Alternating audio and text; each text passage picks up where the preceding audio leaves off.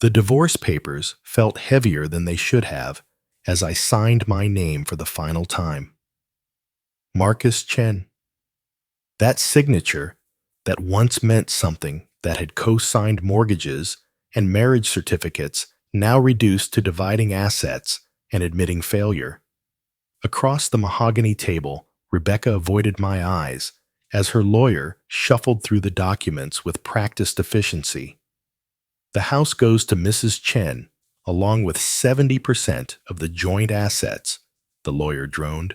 Mr. Chen retains his 401k and personal vehicle. Personal vehicle. A 10-year-old Honda Civic with a rattling exhaust and a passenger door that stuck. Meanwhile, Rebecca got our 4-bedroom colonial in Westchester, the one we'd bought during happier times, when we thought we were building something permanent together.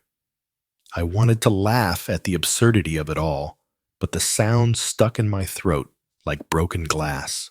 2 years of marriage. 5 years together total. And this is what it came down to. Line items on legal documents and the cold efficiency of dissolution. "Is there anything else, Mr. Chen?" Rebecca's lawyer asked, his tone suggesting he had better places to be. I looked at Rebecca, then really looked at her.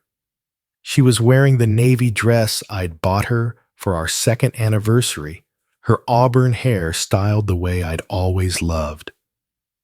But there was something different about her now, something harder around the edges. Maybe it had always been there, and I'd been too blind to see it. "No," I said quietly. "I think we're done here." Rebecca finally met my eyes, and for a moment I thought I saw something that might have been regret. But then she blinked, and it was gone. "Marcus, she started, but I was already standing. "Have a good life, Rebecca." I walked out of that conference room with nothing but the clothes on my back, a checking account with $3,247, and the kind of bone-deep exhaustion that comes from having your entire world implode in slow motion. The apartment I found was a studio in Queens, about as far from our old life as I could get while still affording the rent. The walls were thin enough that I could hear Mrs. Rodriguez next door watching her telenovelas, and the radiator clanged like a prisoner trying to escape. But it was mine. Nobody could take it away from me. And after everything that had happened, that felt like victory enough. I'd been working as a software engineer at a mid-sized tech company in Manhattan. But the stress of the divorce had affected my performance. And when layoffs came in December, I was among the first to go. The severance was modest enough to keep me afloat for a few months, if I was careful. If I was very careful. It was during those long January days when the snow piled up outside my single window and the job applications seemed to disappear into the digital void that I started to piece together how thoroughly Rebecca had planned her exit. The credit card bills came first. Cards I didn't know existed opened in both our names during the last 6 months of our marriage. Rebecca had been smart about it, strategic. She'd taken cash advances, bought expensive items that were conveniently stolen from our house during a burglary that never got reported to police. By the time I realized what was happening, she'd transferred the debt to my name through some legal maneuvering I still didn't fully understand. Then came the revelation about David. I found out about him the way you find out about most betrayals, accidentally through the casual cruelty of social media. A mutual friend had posted pictures from a New Year's Eve party, and there was Rebecca radiant in a silver dress I'd never seen, her arms wrapped around a tall man with perfect teeth, and the kind of confident smile that suggested he'd never had to check his bank balance before making a purchase. The timestamp on the photo showed it was from just 2 weeks after our divorce was finalized. But when I looked closer at the background, I recognized the kitchen. It was our kitchen, my former kitchen. Rebecca had already moved him into the house we'd bought together, the one she'd fought so hard to keep. I sat in my cramped studio that night, eating ramen noodles and scrolling through more photos, each one a fresh knife twist. There was David helping Rebecca hang Christmas lights on the house we'd decorated together just 1 year earlier. David cooking breakfast in the kitchen where Rebecca and I used to plan our future over coffee. David's BMW parked in the driveway where my old Honda used to sit. The comments on the photos were full of congratulations. "So happy you found someone. You two look perfect together, man. About time you found a real man. About time you found a real man." That one stuck with me. I closed my laptop and stared out at the Queens skyline, trying to process the timeline. When had it started? During our last vacation to the Bahamas, when Rebecca had been glued to her phone, during those long evenings when she claimed to be working late at the marketing firm. Or maybe it had been going on even longer, and I'd been too trusting, too stupid to see the signs. The worst part wasn't the betrayal itself. It was the realization that while I'd been fighting to save our marriage, Rebecca had been systematically planning its destruction. The separate bank accounts she'd opened, the way she'd insisted on keeping her maiden name for work purposes, the sudden interest in understanding our prenup and asset division laws. I'd thought we were having a rough patch. She'd been laying the groundwork for my financial ruin. February brought a new low.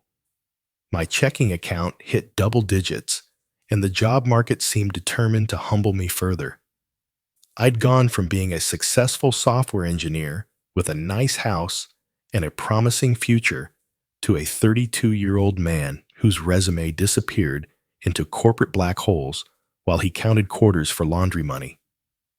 My sister Maya called every few days, her voice carefully neutral as she checked in.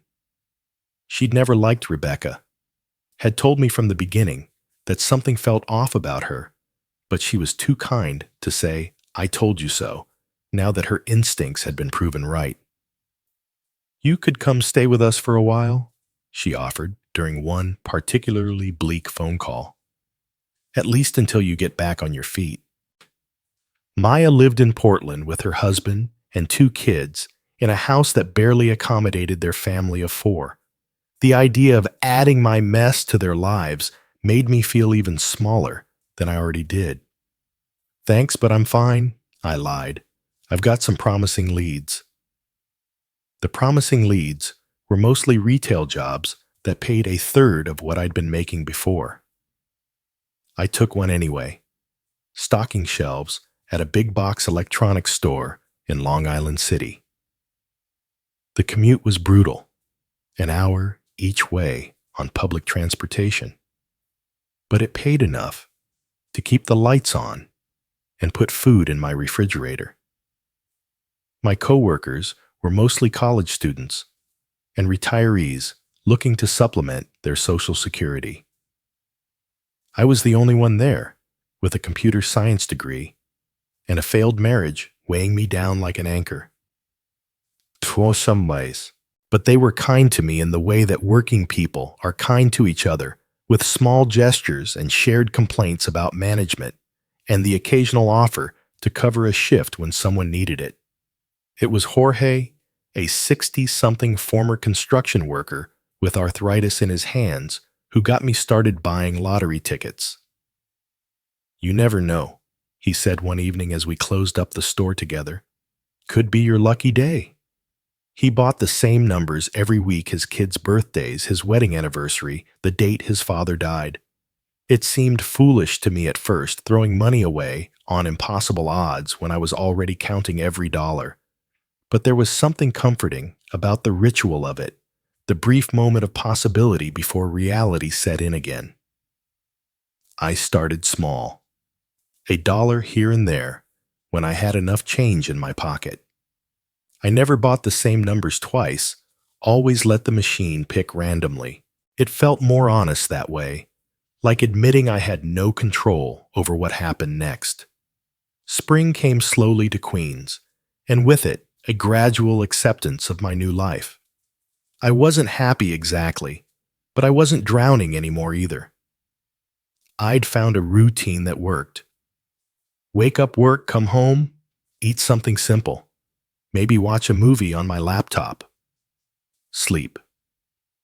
Weekends were for laundry and grocery shopping and long walks through neighborhoods where I couldn't afford to live. I was getting better at not thinking about Rebecca.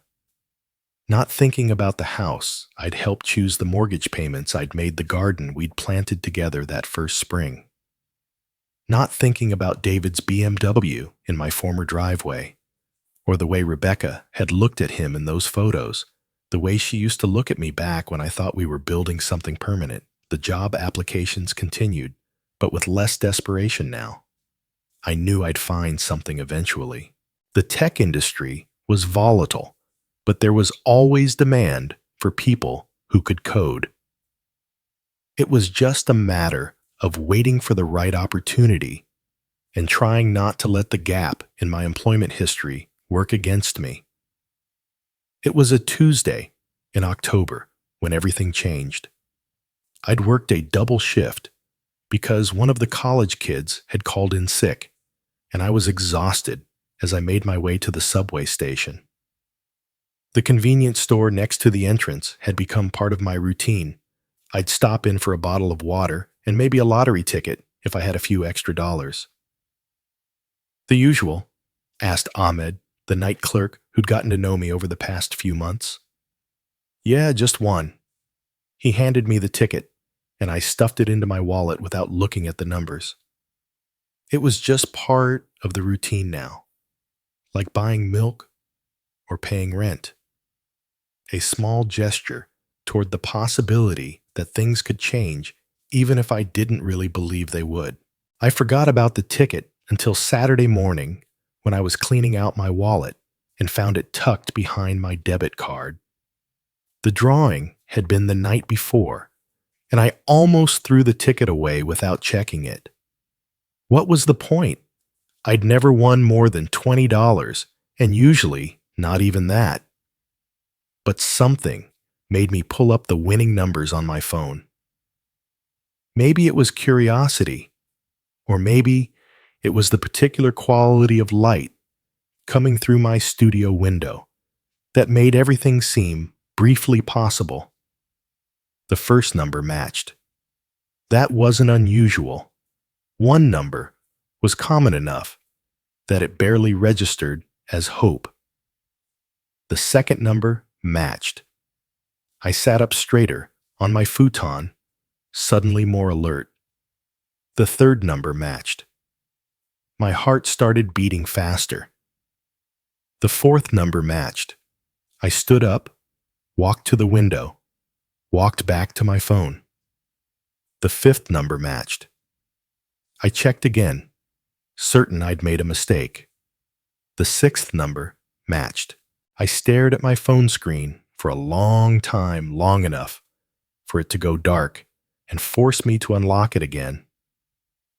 The numbers were still there, still matched, still impossible.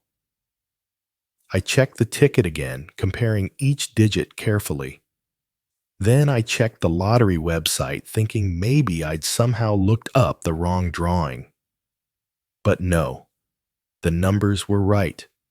The date was right. Everything was right, impossibly right. I had won $87 million. I didn't scream or jump up and down or call anyone.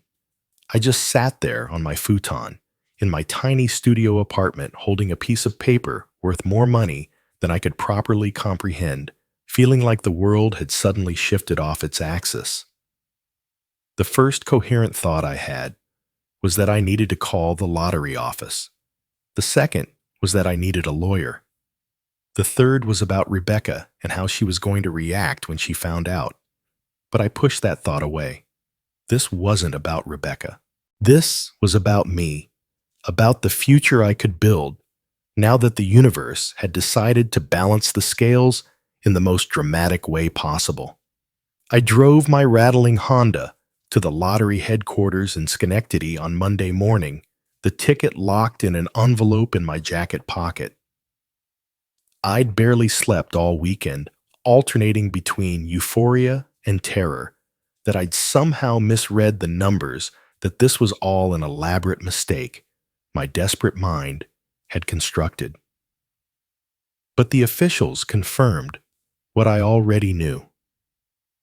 After taxes, I'd take home about $52 million, more money than I'd ever dreamed of having, more than enough to completely remake my life. I chose the lump sum payment and hired a financial advisor recommended by the Lottery Commission. I wanted to be smart about this to make sure I didn't end up as one of those cautionary tales about lottery winners who lose everything within a few years. For the first week, I told no one. I went to work at the electronics store, came home to my studio apartment, ate my simple meals, and pretended that nothing had changed. But everything had changed, and the weight of the secret was almost unbearable. The money hit my account on a Thursday. I checked my balance obsessively, unable to believe the string of digits that appeared on my phone screen. After years of checking and rechecking to make sure I had enough money for groceries, seeing a balance with 8 figures felt surreal.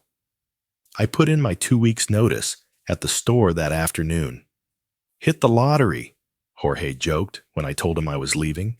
"Something like that," I said, which wasn't really a lie.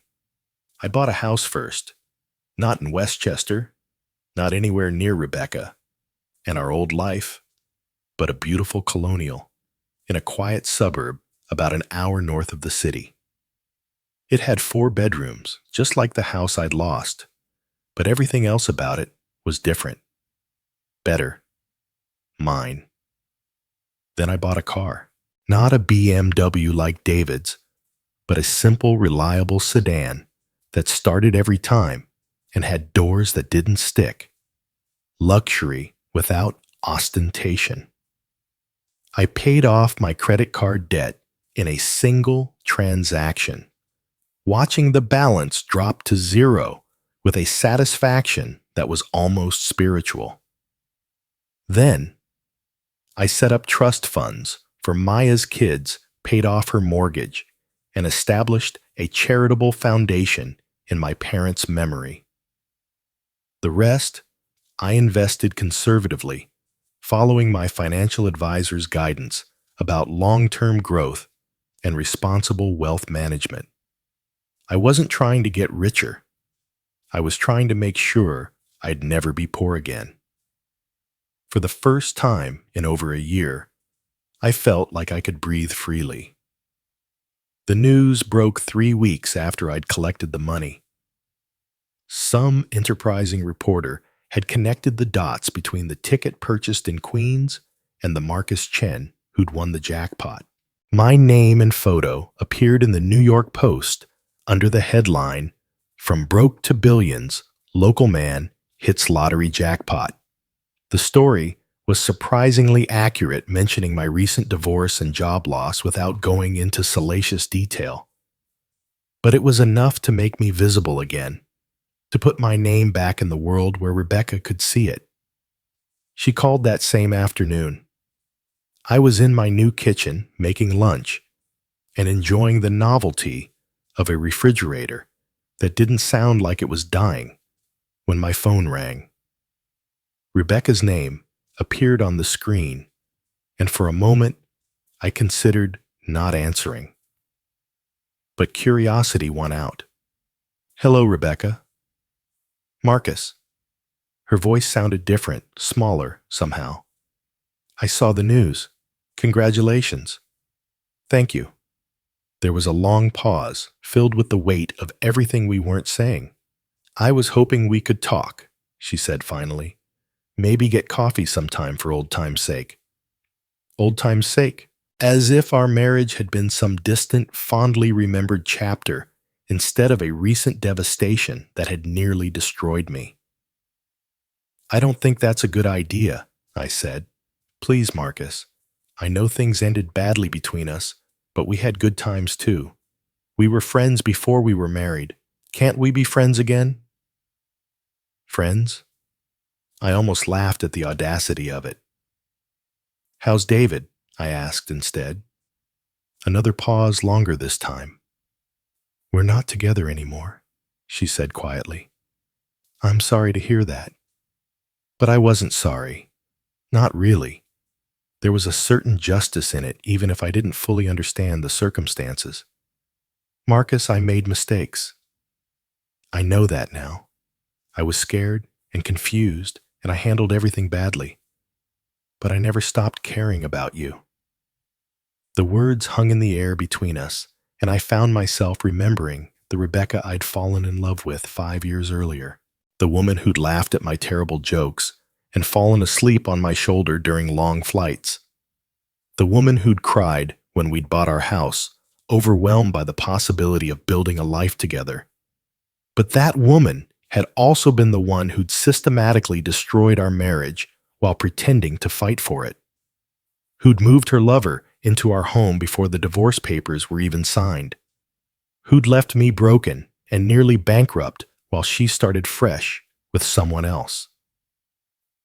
I appreciate the call, I said finally, but I think it's better if we don't stay in touch. Marcus, wait. I hung up. She called back immediately, but I let it go to voicemail. Then she called again and again. By the end of the day, I had 17 missed calls and a dozen text messages, each one more desperate than the last. Please, just give me a chance to explain. I know I hurt you, but we can work through this. I love you, Marcus. I never stopped loving you. The money doesn't matter to me. I just want my husband back. That last one made me laugh out loud alone in my beautiful new kitchen. The money doesn't matter. Right. I blocked her number and tried to move on with my life. But Rebecca wasn't the type to give up easily, and she'd always been resourceful when she wanted something. The flowers arrived first, 24 red roses delivered to my new house, with a card that said simply, I'm sorry, R. I threw them away and had my address removed from public records.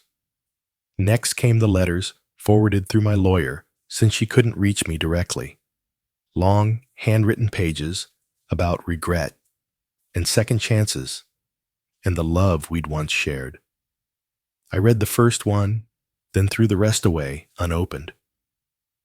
She showed up at Maya's house in Portland, somehow tracking down my sister's address and flying across the country to plead her case. Maya called me immediately, her voice tight with anger. She's sitting in my living room, crying about how she made the biggest mistake of her life, Maya said. I told her you weren't here, but she won't leave. She keeps saying she needs to talk to you, that it's urgent. Tell her I'm not interested. I did. She's not listening. Marcus, what the hell happened? I thought she was with some other guy now. Apparently not anymore. Jesus, you want me to call the police? I considered it, but causing a scene at my sister's house seemed like escalation I wasn't ready for. No, just tell her I'm not coming to Portland, and if she doesn't leave you alone, then we'll call the police. Rebecca left Portland that evening, but not before leaving another letter with Maya. This one I did read mostly because Maya insisted. Marcus, it began. I know you have every right to hate me. I know I destroyed something beautiful and precious, and I've regretted it every day since. David was a mistake, the biggest mistake of my life. I was scared of how much I loved you. scared of being vulnerable, and I sabotaged our marriage because I thought it would be easier than risking getting hurt. I was wrong about everything. I've been wrong about everything. The letter went on for 3 pages, detailing her regrets and her realization that she'd thrown away the best thing in her life for someone who'd never really cared about her. David, it turned out, had been married the entire time they were together, something Rebecca had discovered only after I'd won the lottery, and he'd suddenly become very interested in her financial prospects. "I'm not asking for your money," the letter concluded. "I'm asking for a chance to prove that I can be the woman you fell in love with, the woman I was before I got so scared and stupid. I'm asking for forgiveness, even though I know I don't deserve it. I love you, Marcus. I've always loved you, even when I was too broken to show it properly." It was a good letter, well written and seemingly heartfelt. If I'd received it 6 months earlier, when I was still raw from the divorce and desperate for any explanation that might make sense of what had happened to us, it might have worked. But time and perspective had given me clarity, and what I saw now was the same pattern of manipulation that had characterized the end of our marriage. Rebecca wanted something, and she was willing to say whatever she thought I needed to hear to get it. The timing of her renewed affection immediately after news of my lottery win became public wasn't lost on me either. I called my lawyer and had him send Rebecca a cease and desist letter. Any further contact would be considered harassment, and I'd pursue legal action if necessary. For a few weeks, it seemed to work. My phone stayed quiet. No flowers arrived, and I began to think she'd finally gotten the message. Then she showed up at my house. I was in my home office, working on some coding projects I'd picked up as a freelancer, not because I needed the money, but because I needed the routine and mental engagement when the doorbell rang. I wasn't expecting anyone, and few people had my new address. Through the peephole, I saw Rebecca standing on my front porch, her hair styled the way I'd always liked, and wearing a blue dress I'd never seen before. She looked nervous but determined, like someone who'd rehearsed this moment, but wasn't entirely sure of her lines. I didn't open the door. "Marcus, I know you're in there," she called through the wood. "Your car is in the driveway. Please, just give me 5 minutes.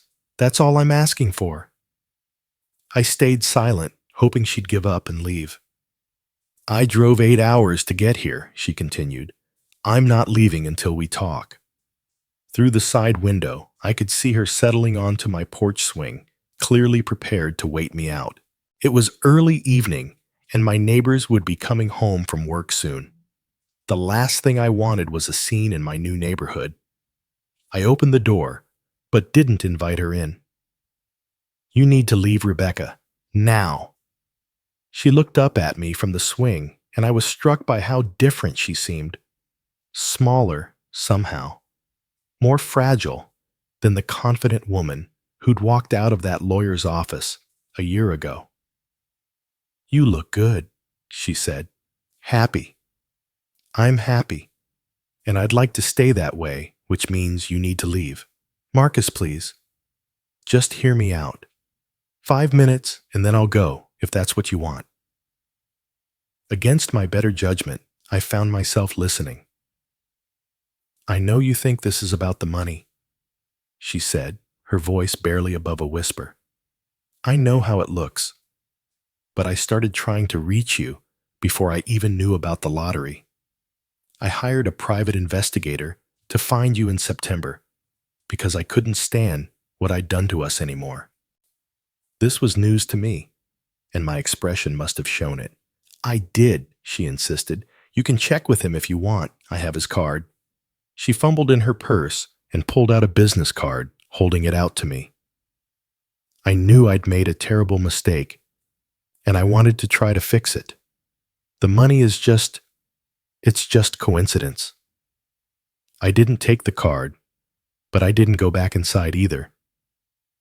What happened with David? I asked. Her face crumpled slightly.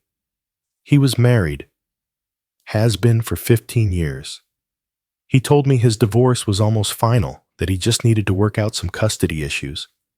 I believed him, because I wanted to believe him, because it made what I did to you feel less awful if I was actually in love with someone else. When did you find out? His wife called me in August. She'd hired her own private investigator and found out about us. She wasn't angry, just tired. She said David did this every few years, found some younger woman to play house with while promising he'd leave his family. She wanted me to know what I was really getting into. Rebecca laughed bitterly. Turns out I was just another cliché, the naive other woman who thought she was special. I felt a flicker of something that might have been sympathy, but I pushed it down. I'm sorry that happened to you, I said, but it doesn't change what you did to me. I know. Tears were running down her cheeks now. I know. I destroyed everything good between us. I know I hurt you in ways I can never take back, but Marcus, I swear to you I loved you. I love you. Everything else was just fear and stupidity and me being too broken to handle something real. She stood up from the swing and took a step toward me. I didn't move away, but I didn't move closer either. I went to therapy, she said. After David, after I realized what I'd really thrown away, I went to therapy. I've been going 3 times a week for months, trying to understand why I sabotaged the best thing in my life, trying to become someone worthy of a second chance. Rebecca, I know you don't owe me anything, she interrupted. I know I have no right to ask for forgiveness or another chance or even basic civility after what I put you through. But I had to try. I had to tell you that losing you was the worst thing that ever happened to me, and not a day goes by that I don't regret every choice I made that led us here. We stood there in silence for a long moment, the weight of our shared history hanging between us like something physical. I thought about the woman I'd married, the dreams we'd shared, the future we'd planned together. I thought about the betrayal and the financial devastation and the year of poverty and humiliation that had followed. But I also thought about the letter. She'd written the private investigator's card in her hand. The timing that suggested maybe, just maybe, her regret was real and had nothing to do with my lottery win. I don't trust you, I said finally. I know. I don't know if I can ever trust you again. I know that too. And I'm not the same person I was when we were married. This past year changed me. What you did to me changed me. She nodded, wiping tears from her cheeks. But, I continued, surprising myself, maybe we could get coffee sometime, just coffee, and see if there's anything left worth saving. Her face lit up with hope, so bright it was almost painful to look at.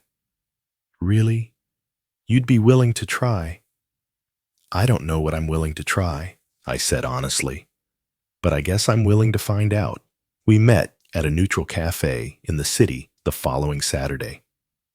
Rebecca was early, I noticed, as I walked in, sitting at a corner table with 2 cups of coffee already ordered. She'd remembered how I liked mine, black, no sugar, which felt both touching and manipulative at the same time. Thank you for coming, she said as I sat down. Thank you for the coffee. We sat in awkward silence for a few minutes, both of us apparently unsure how to begin.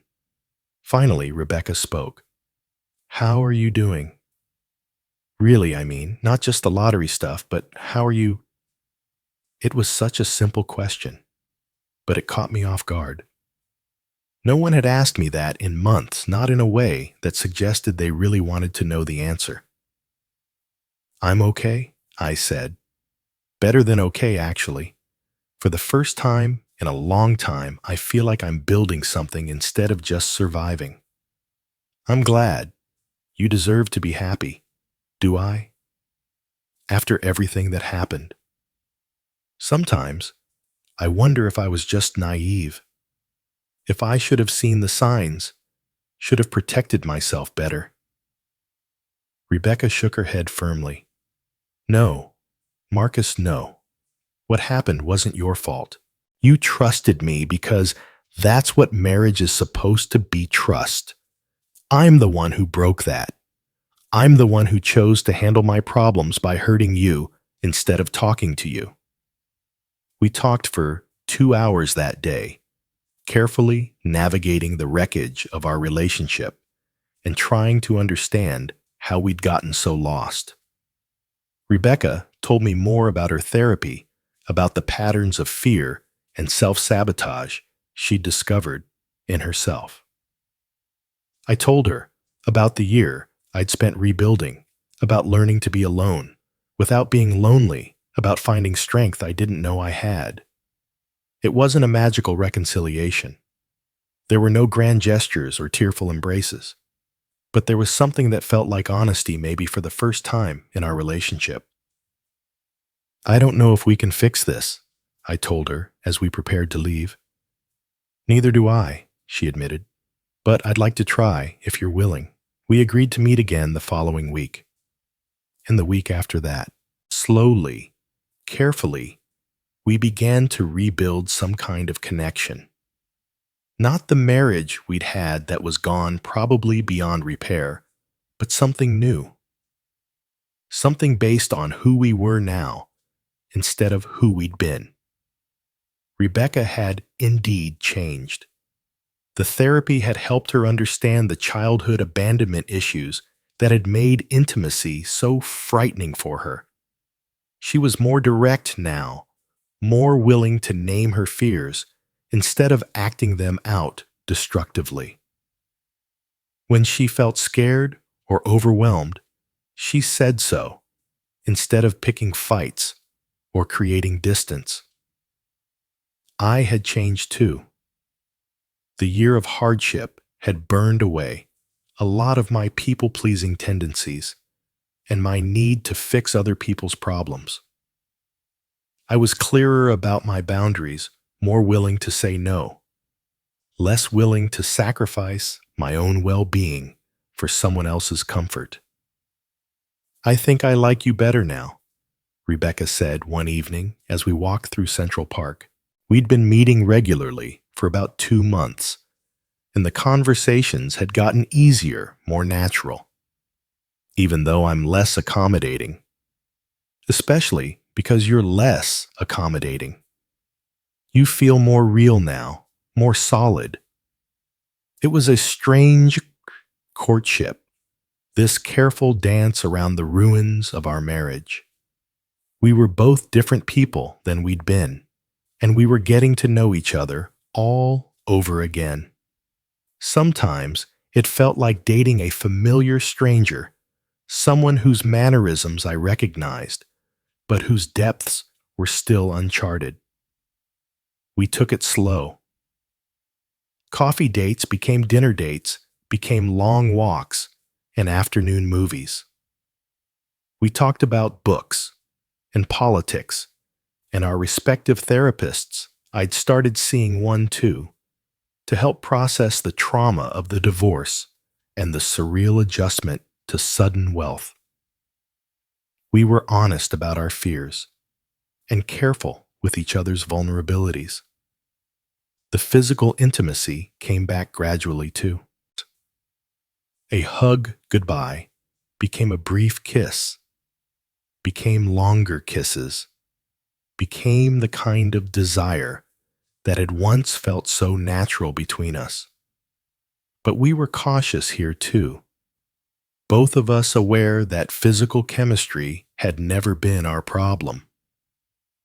"I don't want to rush anything," Rebecca said one evening as we sat on the couch in my living room, her head on my shoulder as we watched a movie. I want to make sure we're doing this for the right reasons. What would be the right reasons? Because we love each other. Because we want to build something together. Because we're better people when we're together than when we're apart. And what would be the wrong reasons? Because it's familiar. Because we're scared of starting over with someone new. Because you won the lottery, and I'm worried about my financial future. The last part was said lightly, but we both knew it was a real concern. How could it not be? The timing of Rebecca's return to my life would always be suspect, no matter how genuine her feelings seemed now. For what it's worth, I said, I believe you. About the private investigator, about realizing you'd made a mistake before you knew about the money. But I also understand that trust is something we'll have to rebuild slowly. I'm willing to wait as long as it takes. And I'm willing to try, but I need you to understand that this isn't the same as getting back together. We're not picking up where we left off. If we do this, we're starting completely over. I know, and I want to start over. I want to be worthy of a second chance. 6 months after that first coffee date, Rebecca moved into a small apartment about 20 minutes from my house. Not close enough to feel like we were rushing back into domestic life, but close enough that we could see each other regularly without the logistics becoming a burden. We established new traditions, new routines that belonged to this version of our relationship rather than the old one. Sunday morning farmers markets instead of lazy afternoons on the couch. Cooking together instead of ordering takeout. Long drives to nowhere instead of expensive vacations that neither of us could really afford back then anyway. The money remained a strange presence in our new relationship. I'd insisted on a post-nup agreement before we could even discuss moving back in together, protecting both of us from the complications that sudden wealth could create. Rebecca signed it without hesitation, which helped ease some of my concerns about her motivations. But the money also gave us freedom to build something healthier this time. I didn't have to work 60-hour weeks to pay the mortgage. Rebecca could leave her high-stress marketing job and pursue the photography career she'd always dreamed of. We had the luxury of time and space to figure out who we were together without the financial pressures that had stressed our first marriage. Do you think we would have made it work the first time if we'd had this money then? Rebecca asked one evening as we sat on my back deck watching the sunset. I don't know, I said honestly. Maybe the money would have just covered up the real problems instead of forcing us to deal with them. You mean my problems, our problems. I wasn't perfect either. I enabled a lot of your avoidance by being so willing to pretend everything was fine when it wasn't.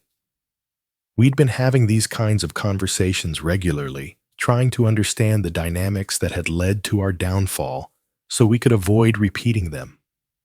It was painful work, but necessary.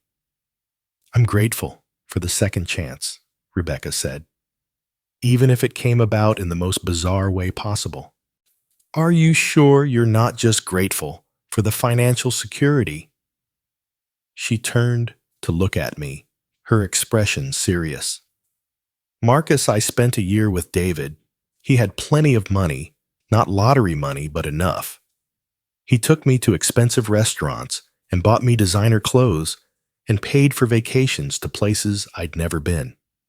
But I was miserable the entire time because I knew I was living a lie.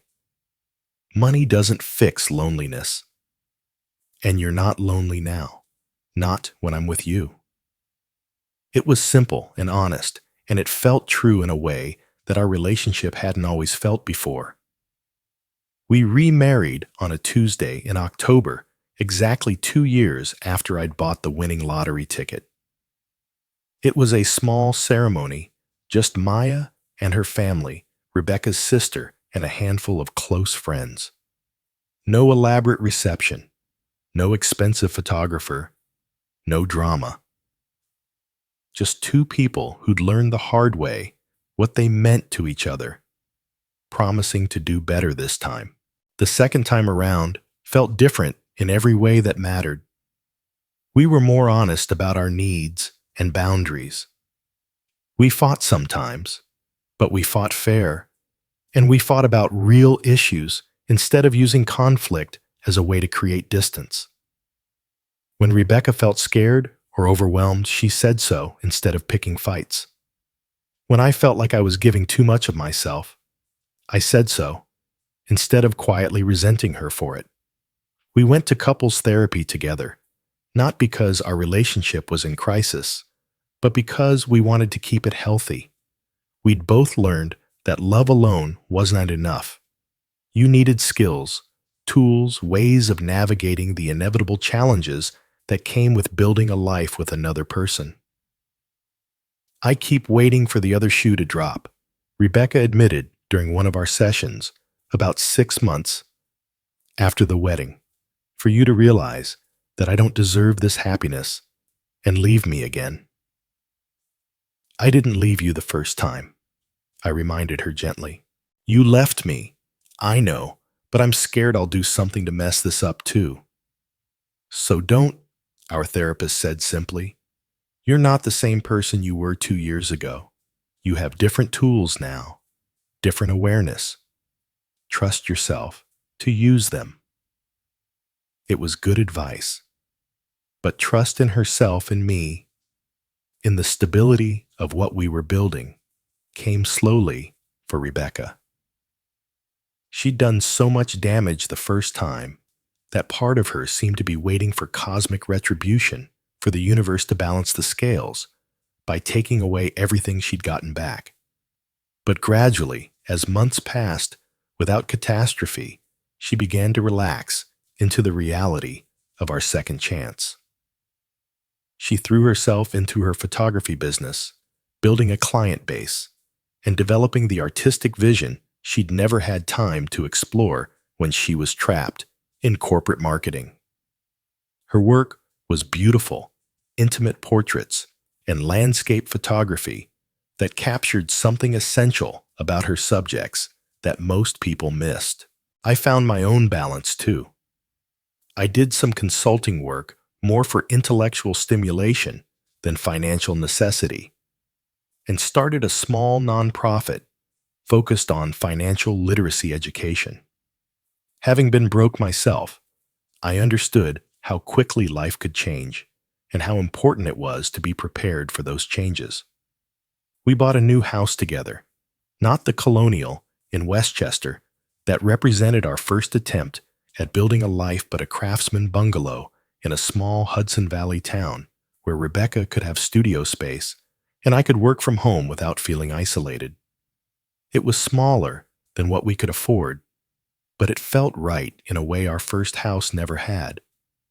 This one was ours from the beginning, chosen by the people we'd become, rather than the people we'd thought we were supposed to be. The first Christmas in our new house, Maya came to visit with her family.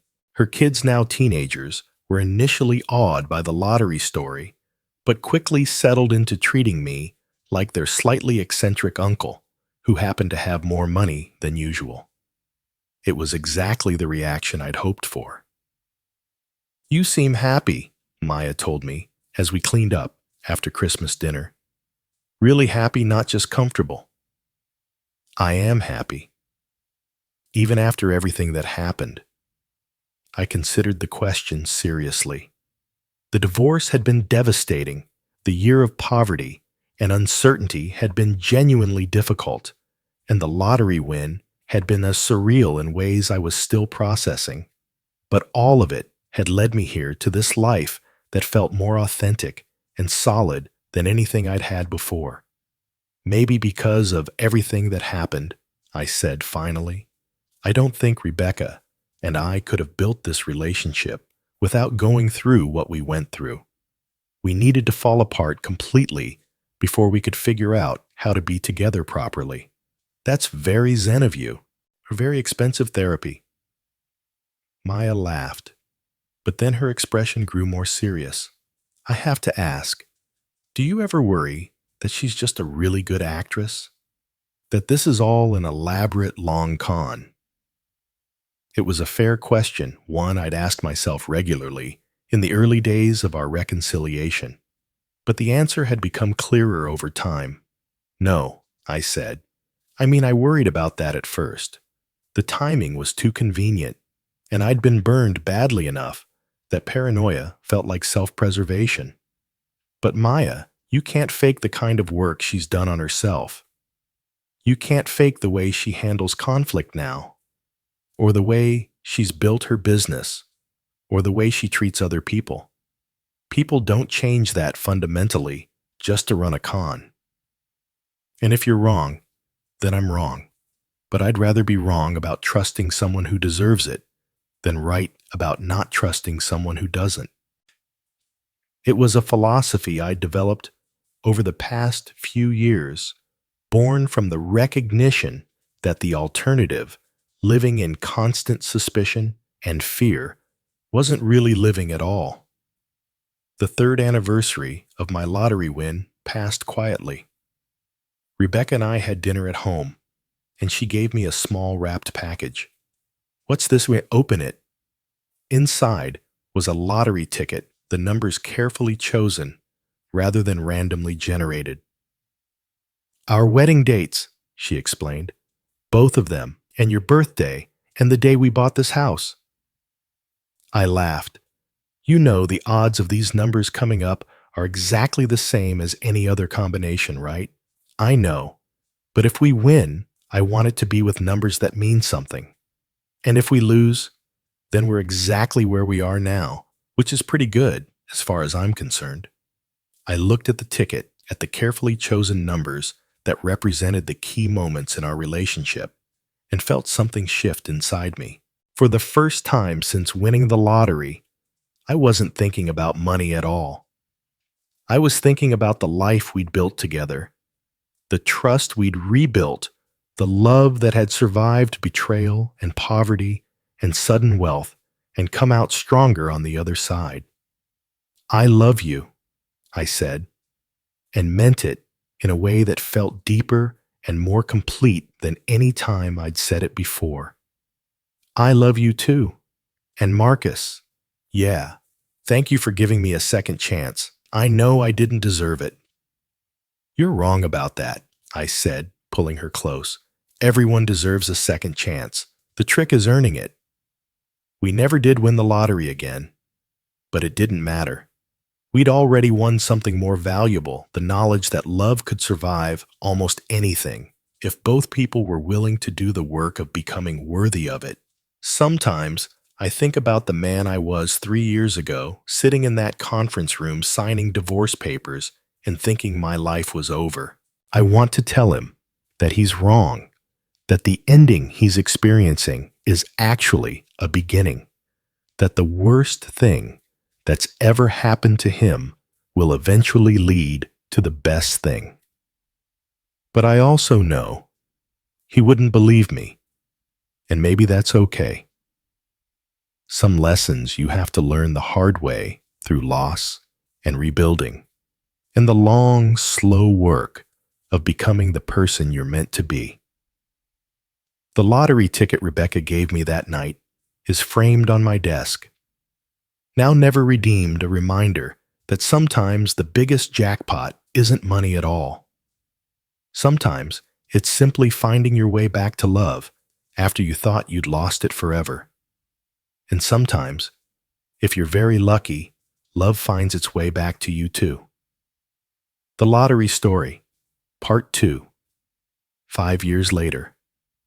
Chapter 1. New Foundations. 5 years had passed since Rebecca and I remarried, and our life had settled into a rhythm that felt both comfortable and exciting. The Craftsman Bungalow in the Hudson Valley had become more than just a house.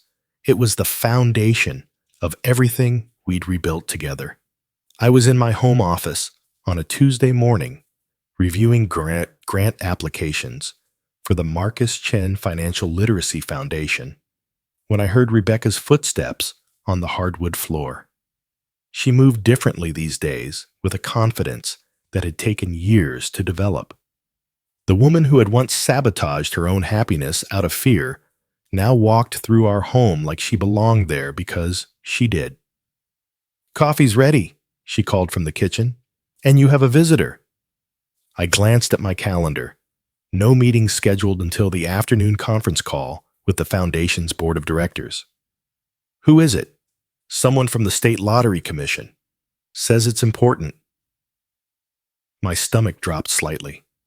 In 5 years, I'd had minimal contact with the Lottery Commission beyond the routine tax documentation. What could they possibly want now? The man, waiting in our living room, was younger than I'd expected, maybe early 30s, with the kind of earnest expression that suggested he took his job very seriously. He stood when I entered, extending his hand. "Mr. Chen, I'm James Morrison from the New York State Lottery Commission. Thank you for seeing me without an appointment." "Of course. What can I do for you?" He glanced at Rebecca, who had followed me into the room with 2 cups of coffee. "This concerns both of you, actually. May I sit?" We settled onto the couch while Morrison took the armchair across from us. He opened a manila folder and pulled out several documents. "Mr. Chen, we're conducting an investigation into lottery ticket sales at the convenience store where you purchased your winning ticket 5 years ago. We've discovered some irregularities that we need to discuss with you." "What kind of irregularities?" Rebecca asked, her hand finding mine. "The store owner, Ahmed Hassan, has been selling tickets that weren't properly registered in the system. We believe some of these tickets may have been sold during the time period when Mr. Chen purchased his winning ticket." I felt the world tilt slightly. "Are you saying my ticket might not be legitimate?" "We don't know yet. That's what we're trying to determine. We'll need to examine your original ticket and conduct some additional verification." The original ticket. I thought about the framed lottery ticket on my desk upstairs, the one Rebecca had given me on our anniversary, with numbers representing the important dates in our relationship. But that wasn't the winning ticket. The winning ticket was in a safety deposit box at the bank, along with other important documents. "What happens if there's a problem with the ticket?" Rebecca's voice was steady, but I could hear the tension underneath.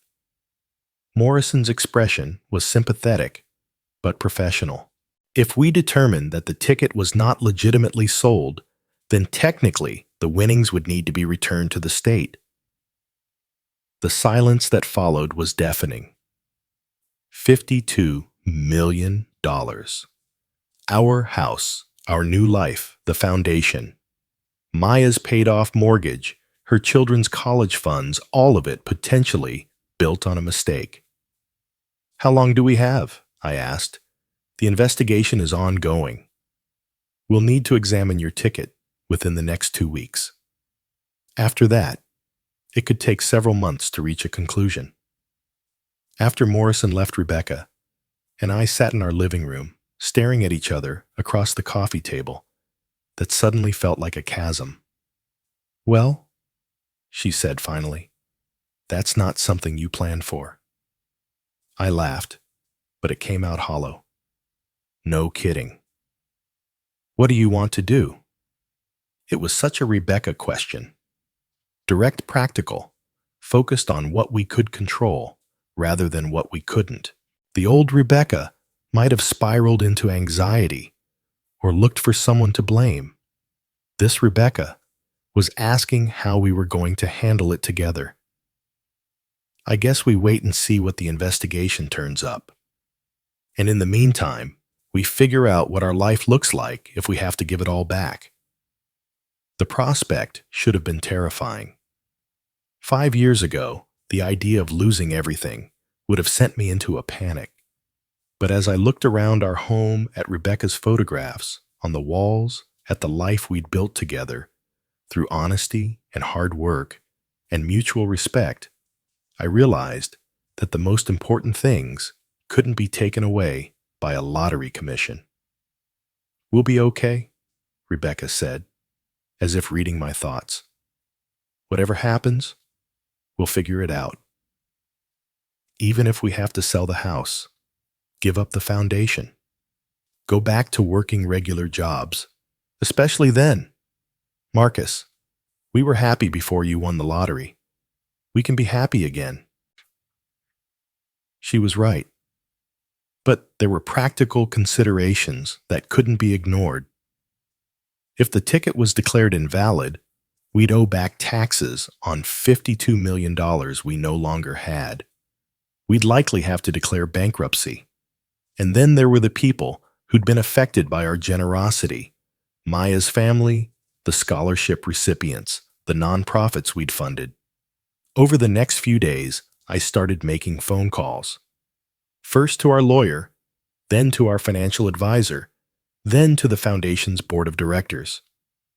Each conversation was more sobering than the last. "If you have to return the money, you'll be looking at personal liability in the tens of millions," our lawyer explained. "The state will want their taxes back plus penalties and interest. Your best case scenario is structured bankruptcy that protects some of your assets." The foundation's assets were protected. They'd been legally transferred and couldn't be clawed back. But my personal guarantees on several grants meant I'd still be liable for millions in commitments. "We need to start preparing for the worst-case scenario," I told Rebecca that evening as we walked through our neighborhood. It had become our routine. When we needed to discuss something serious, walking gave us movement and purpose while we worked through difficult conversations. "What does that look like?" "Selling the house, liquidating everything we can, maybe moving somewhere with a lower cost of living while we figure out how to rebuild." "Okay, where would we go?" Her calm acceptance continued to amaze me. 5 years ago, Rebecca had been someone who panicked at the thought of financial insecurity. Now, she was discussing the potential loss of our entire lifestyle with the same equanimity she'd bring to choosing a restaurant for dinner. "I don't know. Somewhere, we can afford to rent a small place while we both find work. Maybe Portland, near Maya, or somewhere in the South, where the cost of living is lower." "What kind of work would we do?" "I can probably get back into software engineering, though the gap in my resume will hurt. You could build your photography business anywhere. And we'd be starting over. Again. She stopped walking and turned to face me. "You know what? I'm not afraid of starting over. We're good at it. We're good at building something from nothing." Looking at her in the fading evening light, I felt a surge of love so strong it almost took my breath away. This woman who had once been so paralyzed by fear that she'd destroyed our marriage rather than face her own vulnerabilities was now ready to walk away from everything we'd built together without a moment's hesitation. "I love you," I said. "I love you too. And Marcus, if we lose everything, if we have to start over with nothing, I want you to know that these have been the best 5 years of my life. The money was never what made us happy." Chapter 2. The Investigation. 2 weeks later, I sat in a sterile conference room at the Lottery Commission headquarters, watching officials examine my winning ticket under various lights and magnifying equipment. Rebecca sat beside me, her hand resting on my knee in a gesture of support that I found incredibly comforting. The investigation had expanded beyond the simple question of whether my ticket was legitimate. Ahmed Hassan, the convenience store owner who'd sold me the ticket, was under investigation for a complex scheme involving ticket manipulation that apparently went back several years. The issue, explained Dr. Sarah Chen, no relation, despite the shared surname, the commission's chief investigator, is that Mr. Hassan had access to the lottery system in ways that allowed him to see which tickets were winners before they were sold. In some cases, he kept winning tickets for himself or sold them to friends and family members. "But my ticket was purchased randomly," I said. "I never asked for specific numbers. The machine generated them. That's what we're trying to verify. The problem is that some of the system logs from that time period have been corrupted either accidentally or deliberately. We're having to reconstruct the timeline from other sources." The lead investigator, Detective Maria Rodriguez from the state police, leaned forward. "Mr. Chen, I want to be clear that you're not under suspicion of any wrongdoing. Based on everything we've seen, you were an innocent customer who purchased what you believed to be a legitimate ticket. Our concern is whether the ticket itself was part of Hassan's scheme." "What exactly was his scheme?" Rebecca asked. Dr. Chen pulled out a diagram showing the lottery system's workflow. Hassan had a contact inside the lottery distribution center who would tip him off about which shipments of tickets contained major winners. Hassan would then manipulate his inventory system to ensure that those tickets weren't sold until he could either purchase them himself or arrange for someone he knew to buy them. "But he didn't know me," I said. "I was just a regular customer." "That's true, but here's where it gets complicated." She pointed to a timeline on her tablet. "Your ticket was purchased on a Tuesday evening in October. That same shipment contained 3 other significant winners, 2 $10,000 tickets and a $100,000 ticket. All 3 of those tickets were purchased by people connected to Hassan." The implication hung in the air like smoke. Either my $87 million win was an incredible coincidence, or it was part of a pattern that I'd unknowingly stumbled into. "How long before you'll have an answer?" Rebecca asked. "The forensic analysis will take another month, maybe 2. We're bringing in external experts to verify our findings." As we drove home that afternoon, Rebecca and I sat in contemplative silence. The investigation had raised more questions than it had answered, and the uncertainty was beginning to wear on both of us. "I keep thinking about that night," I said finally. October 15th. "I remember being exhausted from working a double shift. I almost didn't stop at the store at all." "But you did." "I did. And I asked for the usual one random ticket. Ahmed handed it to me. I paid for it. I stuck it in my wallet and forgot about it until that Saturday morning." "Do you think he knew?" It was the question I'd been avoiding, but hearing it out loud forced me to confront it directly. "I don't know. If he did know, then why sell it to me instead of keeping it for himself or selling it to someone he knew? Maybe he panicked. Maybe he realized that winning too many prizes himself would look suspicious. It was possible. If Hassan had been running a sophisticated scheme for years, he would have known that eventually someone would notice if he or his associates kept winning. Selling the biggest prize to a random customer might have been his way of deflecting suspicion. But there was another possibility that I didn't want to consider. Maybe the ticket was legitimate, but the investigation itself was flawed. Maybe the Lottery Commission was looking for irregularities because they wanted an excuse to reclaim the prize money for budget reasons. "I think I need to hire our own investigator," I said, "to investigate the investigation. Something like that. I want an independent analysis of what happened that night." Rebecca nodded. "That's a good idea. And Marcus? Whatever they find, we'll deal with it together." Chapter 3. Uncovering Truth.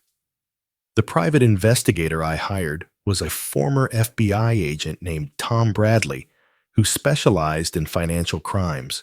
He came recommended by our lawyer and had experience with lottery fraud cases in other states.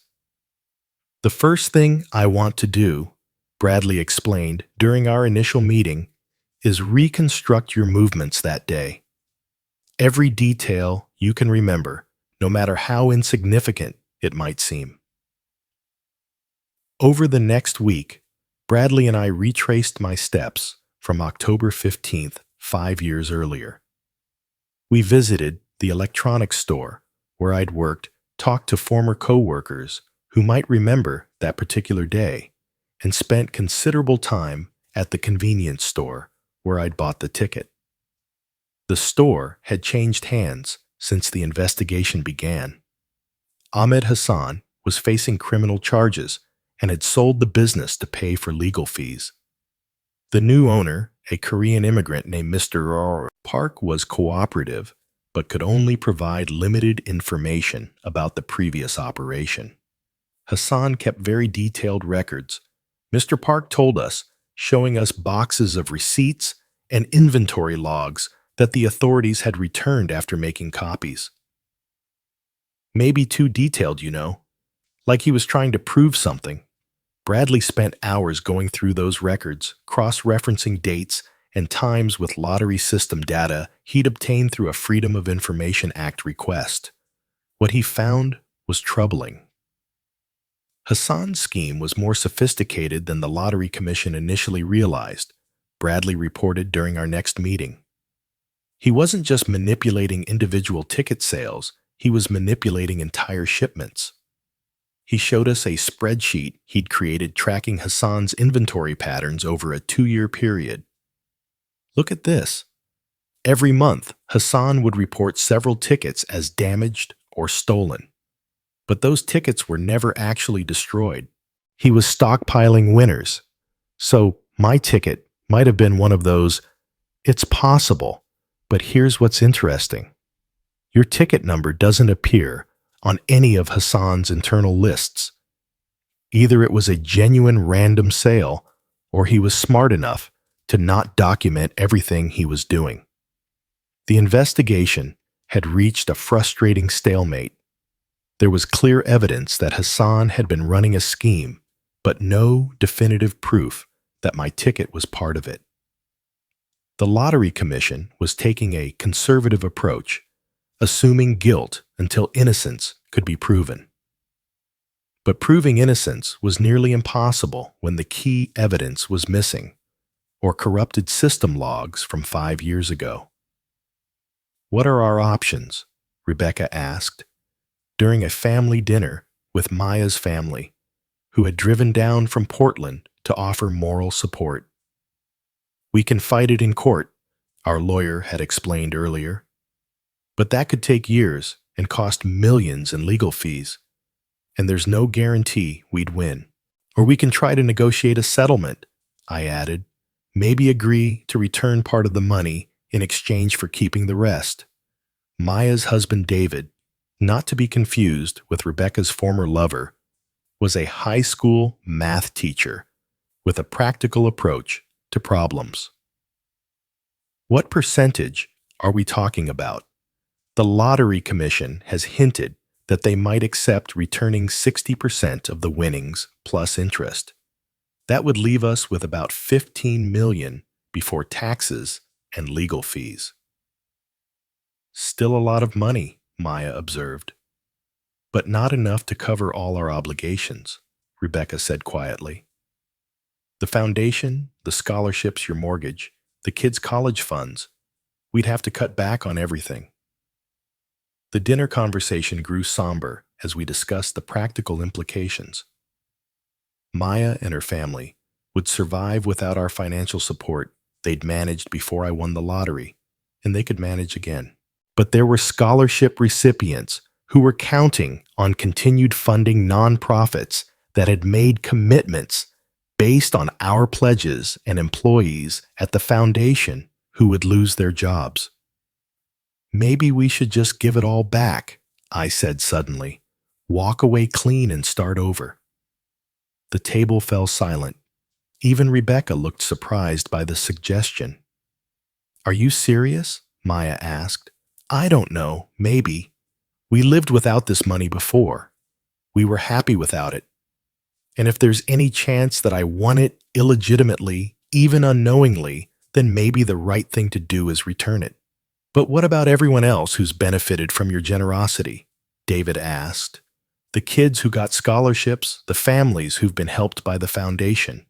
It was a fair point, and one that had been weighing on my mind.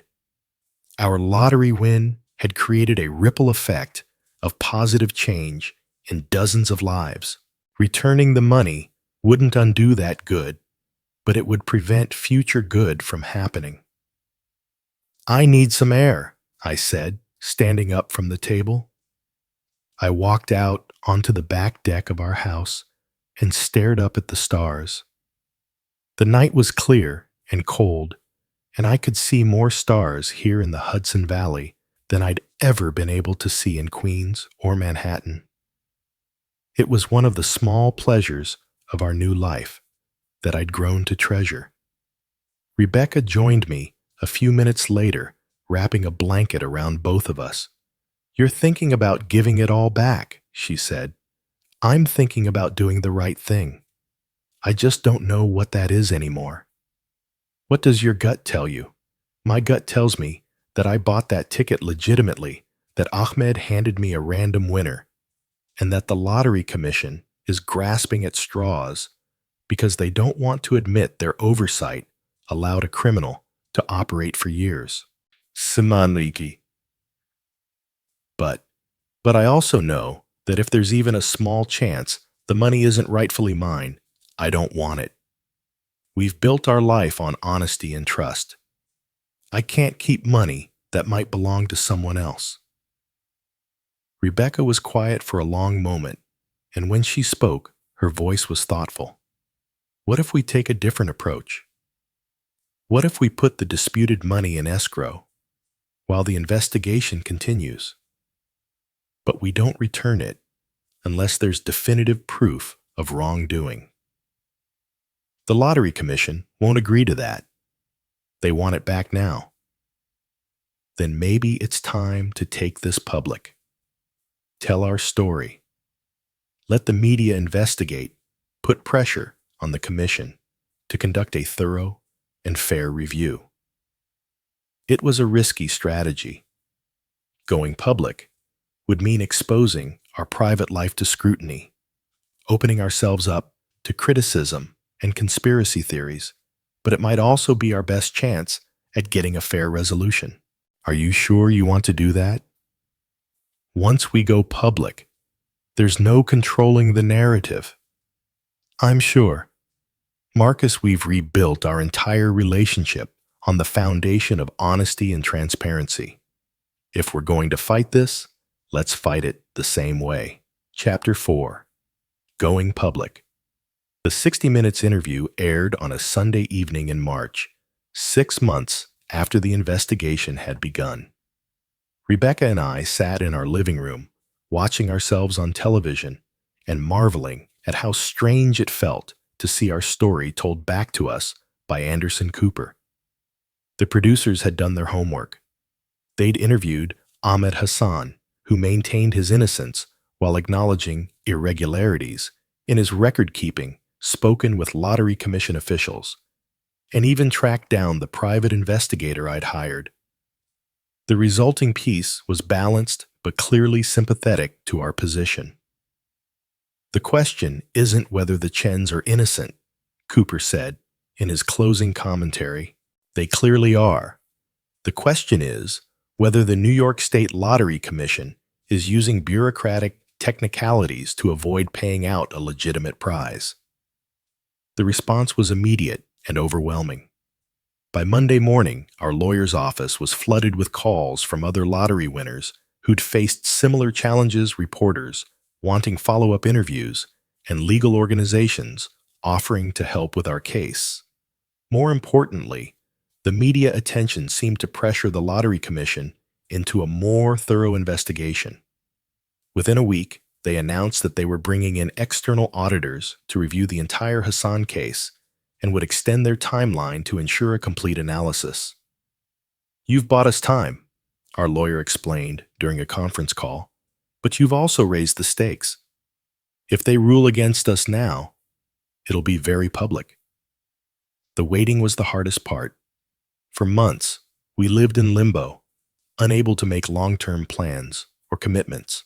The foundation continued operating on existing funds, but we couldn't approve new grants or initiatives. I turned down consulting opportunities that would have required travel or long-term commitments. Rebecca put a hold on expanding her photography business. It was during this period of uncertainty that we discovered Rebecca was pregnant. We'd been trying for almost a year, and the timing couldn't have been more complicated. If we lost the money, we'd be facing bankruptcy while raising a newborn. If we kept it, we'd be starting a family under the shadow of ongoing legal battles. "Are you scared?" I asked Rebecca as we sat in the parking lot outside her obstetrician's office after confirming the pregnancy. "Terrified," she admitted, "but also excited. Marcus, we've been through worse than this and come out stronger. We can handle whatever happens. Even if we lose everything and have to raise a baby in a one-bedroom apartment, even then, our parents raised us with a lot less, and we turned out okay." She was right, but the practical concerns were real. If we had to return the lottery money, my earning potential would be limited by the investigation and potential bankruptcy. Rebecca's photography business was growing, but not enough to support a family of 3. "We'll figure it out," she said, taking my hand. "We always do." The pregnancy news seemed to crystallize something for both of us. Whatever happened with the money, we were building a family, and that was more important than any financial considerations. We started making plans that didn't depend on lottery winnings, researching health insurance options, looking at smaller homes in less expensive areas, discussing career paths that would provide stability rather than wealth. "It's actually liberating," Rebecca observed one evening as we assembled a crib we'd bought with money from her photography business rather than the disputed lottery funds. "For the first time in 5 years, we're making decisions based on what we need rather than what we can afford." The baby was due in October, almost exactly 6 years after I'd bought the original lottery ticket. The symmetry wasn't lost on either of us. Chapter 5. Resolution. The call came on a Tuesday morning in September, just 3 weeks before Rebecca's due date. I was in the nursery, putting the finishing touches on the paint job when my phone rang. Dr. Sarah Chen from the Lottery Commission was on the line, and her tone was carefully neutral. "Mr. Chen, we've completed our investigation. Could you and your wife come in this afternoon for a final meeting?" "Can you tell me the outcome over the phone?" "I'd prefer to discuss it in person. Can you be here at 2 p.m.? The drive to Albany felt endless. Rebecca sat beside me, one hand on her very pregnant belly, the other holding mine. We'd prepared for both possibilities, but the uncertainty was exhausting. "Whatever they say, we're going to be fine," she said as we pulled into the parking lot. "I know, but I'm still nervous." "Me too." The conference room was crowded with officials, lawyers, and investigators. Dr. Chen sat at the head of the table with a thick folder in front of her. She waited until everyone was seated before beginning. After extensive investigation, including analysis by external auditors and forensic accountants, we have reached a conclusion regarding the legitimacy of Mr. Chen's lottery ticket. The pause felt like an eternity. We have found no evidence that Mr. Chen's ticket was part of Ahmed Hassan's fraudulent scheme. While Hassan did manipulate lottery sales over a period of several years, the evidence indicates that Mr. Chen's purchase was a legitimate, random transaction. I felt Rebecca squeeze my hand so tightly It almost hurt. However, Chen continued, there are still irregularities in the records from that time period that make it impossible to provide absolute certainty. In the interest of fairness to all parties, the Commission is prepared to offer a settlement. My heart sank. Even vindication came with conditions. What kind of settlement? Our lawyer asked. Mr. Chen may keep 85% of his winnings, with the remaining 15% returned to the state. In exchange, he agrees not to pursue any claims against the Commission for the time and expenses incurred during this investigation. It wasn't the complete victory I'd hoped for, but it wasn't the devastating loss I'd feared either. 85% of $52 million was still life-changing money enough to continue the Foundation's work and maintain the commitments we'd made. We need time to consider the offer, our lawyer said. Of course, you have until the end of the week. As we drove home, Rebecca and I barely spoke. The relief of not losing everything was overwhelming. But there was also a strange sense of anticlimax. After months of uncertainty and stress, the resolution felt almost mundane. So we give back about $8 million, Rebecca said finally, plus the taxes we'll owe on that, so probably closer to $12 million out of pocket. Still leaves us with plenty, more than plenty. We spent the rest of the week discussing the settlement with our advisors and family. Maya thought we should fight for the full amount, arguing that the Commission was trying to save face by taking some of our money, even though they'd found no evidence of wrongdoing. Our lawyer thought the settlement was fair, given the costs and uncertainty of continued litigation. In the end, the decision came down to a simple question. What did we want our life to look like? I don't want to spend the next 5 years in court, Rebecca said. I don't want our child to grow up with this hanging over our heads. Even if it means giving up millions of dollars that are rightfully ours, even then, we have enough. We have more than enough. Let's take the settlement and move on with our lives. I called Dr. Chen on Friday afternoon and accepted the settlement. Chapter 6. New Beginnings. Emma Rose. Chen was born on October 20th, 5 days after the 6th anniversary of my lottery win, and 3 days after we'd finalized the settlement with the Lottery Commission. She arrived during a thunderstorm that knocked out power to half the Hudson Valley, forcing us to drive to the hospital through flooded roads and fallen tree branches. She's got dramatic timing, Rebecca said, as the nurse placed our daughter in her arms for the first time. Wonder where she gets that from. Looking at my wife and daughter in the dim hospital room, the backup generators provided limited lighting. I felt a profound sense of completion. The money, the investigation, the stress of the past year, none of it mattered compared to this perfect tiny person who was depending on us to build her a good life. She's beautiful, I said, though Emma mostly looked like a wrinkled, angry little creature who wasn't particularly pleased about being evicted from her comfortable womb. She looks like you, Rebecca said. Poor kid. Hey. Rebecca looked up at me with tired but radiant eyes. She's lucky to look like you. You're the best man I know. Over the next few weeks, as we adjusted to life with a newborn, the lottery money felt increasingly abstract. What mattered was whether we had enough for diapers and formula, whether we could afford the pediatrician visits, whether our health insurance covered the unexpected complications that seemed to arise weekly.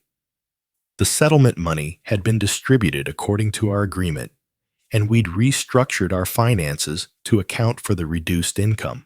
The Foundation's budget was trimmed but still substantial. Maya's family remained secure.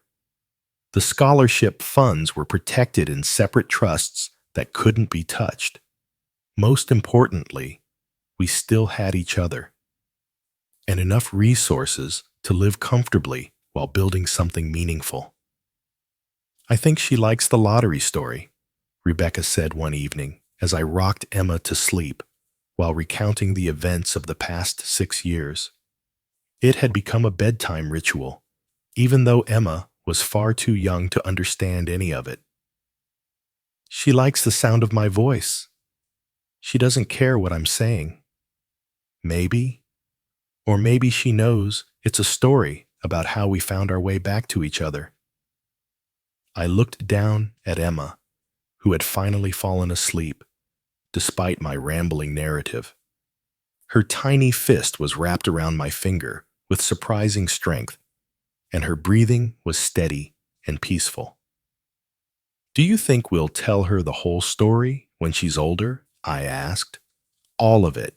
The mistakes, the betrayal, the rebuilding, the money, the investigation. She should know that people can change, that love can survive almost anything, and that sometimes the best things in life come from the worst circumstances, and that lottery tickets are a terrible investment strategy." Rebecca laughed quietly. "Especially that." As autumn turned to winter, we settled into a routine that felt both new and familiar. Rebecca's photography business had grown substantially during the investigation, partly because the media attention had brought her work to a wider audience. She was specializing in family portraits now drawn to capturing the kinds of intimate, honest moments that had become so important to our own relationship. I'd started teaching financial literacy classes at the local community college, using our experience, both the windfall and the near loss, to help people understand the importance of financial planning and emotional intelligence around money. It was satisfying work that felt more meaningful than software consulting. The foundation continued its work, albeit with a smaller budget. We'd learned to be more strategic about our giving, focusing on programs that could demonstrate measurable impact rather than trying to fund everything that seemed worthwhile. "I think we're better philanthropists now than we were when we had more money," Rebecca observed during one of our evening walks. Emma was bundled up in a carrier against my chest, apparently enjoying the winter air and the rhythm of our movement. "How so? When we had unlimited funds, we just threw money at problems. Now, we have to think more carefully about what actually works. We're more thoughtful about it." She was right. The forced reduction in our resources had led to more strategic thinking about how to create lasting change rather than just addressing immediate needs. "Plus, we're not constantly worried about people's motivations anymore," I added. "When you have enough money but not too much, you don't have to wonder if people like you, for yourself, or your bank account." "Speak for yourself. I'm still wondering if you're just with me for my incredible photography skills." "That's definitely part of it." We walked in comfortable silence for a while, watching our breath fog in the cold air and listening to the quiet sounds of our neighborhood settling in for the night. These walks had become sacred time for us, a chance to reconnect at the end of each day and process whatever challenges or joys it had brought. "Do you ever miss it?" Rebecca asked eventually. "The feeling of having unlimited possibilities." It was a question I'd been asking myself regularly since the settlement. The money we'd given back represented possibilities, maybe a bigger house, more lavish vacations, the ability to solve any problem by throwing resources at it. "Sometimes," I admitted, "but I think having unlimited possibilities was actually paralyzing in some ways. There were too many choices, too many ways to spend or invest or give away the money. Now we have constraints, and constraints force creativity. And we have this, Rebecca said, reaching over to touch Emma's tiny hand where it had escaped from her mitten. And we have this, epilogue, full circle. Emma's first birthday party was a small affair held in our backyard on a perfect October afternoon. Maya's family had driven down from Portland. A few of our closest friends were there, and Rebecca had invited some of the families she'd photographed over the past year.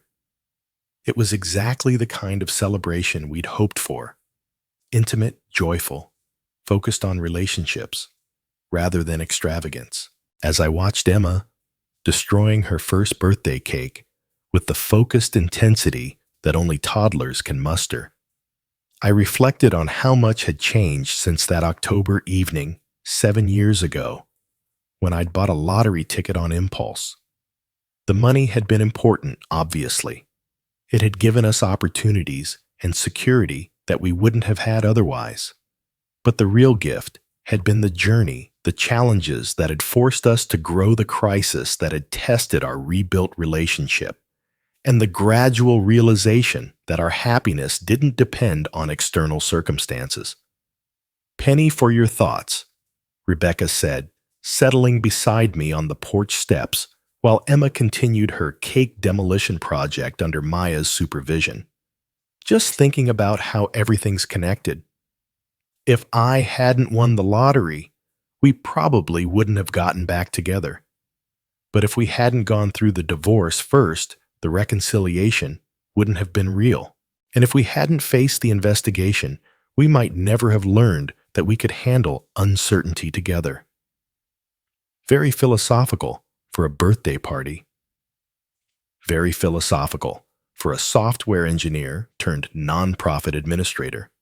Former software engineer, current stay-at-home dad who does nonprofit work on the side. It was true. After Emma was born, we decided that I would be the primary caregiver while Rebecca grew her photography business. It was an arrangement that would have been impossible without the lottery money, but it felt right for our family. "Do you think she'll be proud of us?" I asked, nodding toward Emma, who had apparently decided that cake was best appreciated by smearing it in her hair. "I think she'll be proud that we figured out how to love each other properly." The rest is just details. As the afternoon sun slanted through the trees in our backyard, casting long shadows across the grass where our friends and family were gathered, I felt a deep sense of contentment. Not the manic euphoria of suddenly becoming wealthy, but the quieter satisfaction of having built something sustainable and real. The lottery ticket that had changed everything was still framed on my desk upstairs, not the winning ticket, but the one Rebecca had given me on our anniversary, with numbers that represented the important dates in our relationship. It served as a reminder that sometimes the biggest jackpot isn't money at all. It's finding your way back to love after you thought you'd lost it forever. It's learning that people can change, that trust can be rebuilt, and that sometimes the worst thing that happens to you leads directly to the best thing.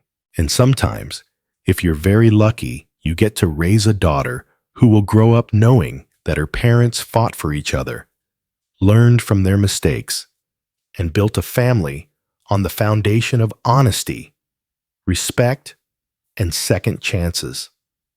Emma let out a shriek of delight as she successfully threw a handful of cake across the yard, and the entire party erupted in laughter. Rebecca and I looked at each other and grinned. "Best investment we ever made," she said. "The party, the marriage, both times." As the sun set over the Hudson Valley and our friends began helping with cleanup, I realized that the story I'd been telling Emma during our bedtime routine wasn't really about winning the lottery at all. It was about learning that love, real sustainable grown up love, requires more than luck. It requires courage, honesty, and the willingness to do the hard work of becoming worthy of the good things that come your way. And sometimes, just sometimes, it requires losing everything you thought you wanted to find everything you actually need. 10 years later, the full circle.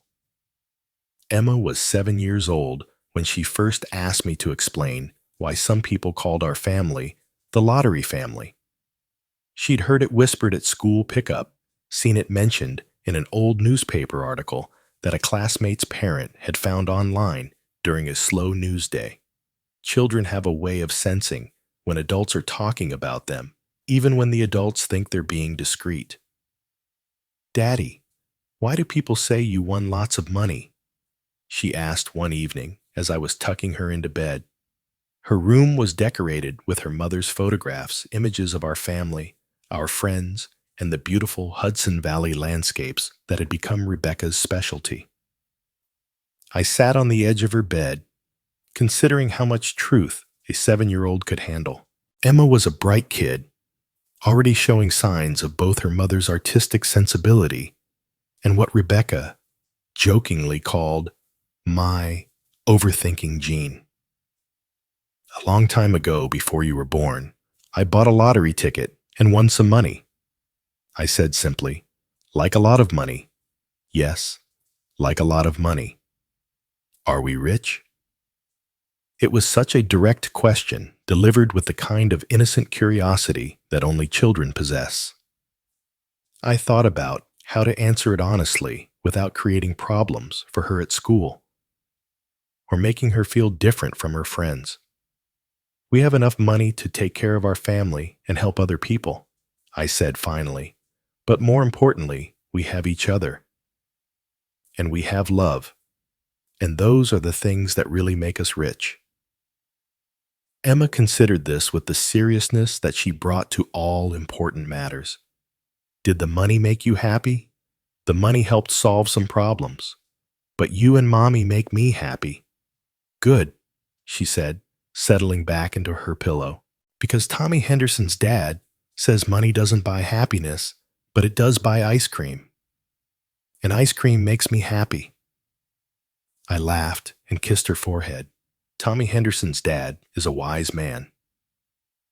As I turned off her light and headed downstairs, I found Rebecca in her home office editing photos from a wedding she'd shot that weekend. Her business had grown substantially over the years, and she was now one of the most sought-after photographers in the region. She specialized in capturing authentic moments, the unguarded laughter, the quiet tears, the fleeting expressions that revealed something true about her subjects. Emma asked about the lottery. I said, settling into the chair across from her desk. "What did you tell her?" "The basics. That we won money that had helped us take care of our family. I think we're going to need to have a more detailed conversation soon." Rebecca saved her work and turned to face me. "She's getting old enough to understand more of the story. The question is, how much do we tell her about the early years, about the divorce, the affair, the investigation?" It was a conversation we'd been having periodically as Emma grew older and became more aware of the world around her. She knew that Mommy and Daddy had been married twice. We'd shown her pictures from both weddings and explained that sometimes grown-ups needed to learn how to love each other better. But she didn't know about the betrayal, the financial ruin, or the year I'd spent working at an electronics store just to survive. "I think we tell her the truth, age appropriately," Rebecca said. "Not all at once, but gradually as she's ready for it.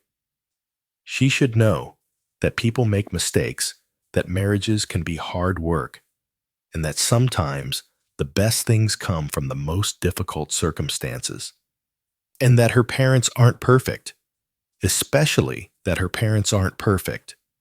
The next morning brought news that would test our commitment to honesty. Maya called while I was making Emma's lunch for school, her voice tight with excitement and concern. "Marcus, you need to turn on the news. Channel 7. I found the remote and switched on the small TV in our kitchen. A reporter was standing outside the New York State Lottery headquarters, and the chyron at the bottom of the screen read, "Lottery fraud scandal, former store owner sentenced." Ahmed Hassan, the convenience store owner, at the center of a years-long lottery fraud investigation, was sentenced today to 15 years in federal prison, the reporter was saying. Hassan's scheme, which operated for nearly a decade, involved manipulating lottery ticket sales to ensure that winning tickets went to co-conspirators rather than legitimate customers.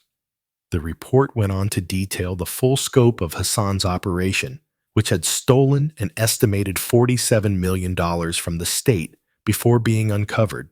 The reporter mentioned that one of Hassan's victims had been Marcus Chen, a lottery winner who had fought to prove his ticket was legitimately purchased.